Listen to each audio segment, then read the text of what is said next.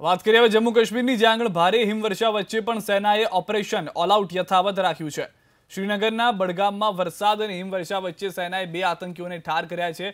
અન્ય એક આતંકીની શોધખોળ ચાલી રહી છે। સતત સેનાને સફળતા મળી રહી છે ઓપરેશન ઓલ આઉટ યથાવત રાખીને। જ્યારે હિમવર્ષા પણ છે, વરસાદ પણ થઈ રહ્યો છે, પરંતુ ભારતીય સેના પીછેહટ કરવા માટે તૈયાર નથી અને પોતાનું મિશન ઓલ આઉટ ચાલુ રાખી રહી છે। જમ્મુ કાશ્મીરમાં ભારે હિમવર્ષા વચ્ચે સેનાએ ઓપરેશન ઓલ આઉટ યથાવત રાખ્યું છે અને શ્રીનગરના બડગામમાં વરસાદ અને હિમવર્ષાની વચ્ચે પણ સેનાએ 2 આતંકીઓને ઠાર કર્યા છે। અન્ય એક આતંકીની પણ શોધખોળ ચાલી રહી છે। જેઓ તે આતંકી પણ મળી આવશે કે તેને પણ ઠાર કરી દેવામાં આવશે। સતત હિમવર્ષા થઈ રહી છે, સેના પોઝિશનમાં જોવા મળી રહી છે। અનેક જગ્યાએ હિમવર્ષાની વચ્ચે પણ સેનાએ પોતાનું મિશન અને ઓપરેશન ઓલ આઉટ ચાલુ રાખ્યું છે।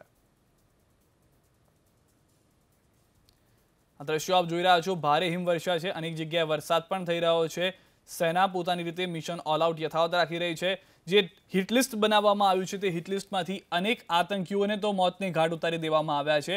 તેમાંથી હજુ પણ 2 મુખ્ય આતંકીઓ બાકી હોવાનું જ્યારે સેનાને પોતાના હિટલિસ્ટમાં જોયા બાદ ખ્યાલ આવ્યો તો હજુ પણ તે સેના ઓપરેશન ઓલ આઉટ હેઠળ તે આતંકીઓનો ખાત્મો કરવાનો પ્રયાસ કરી રહી છે।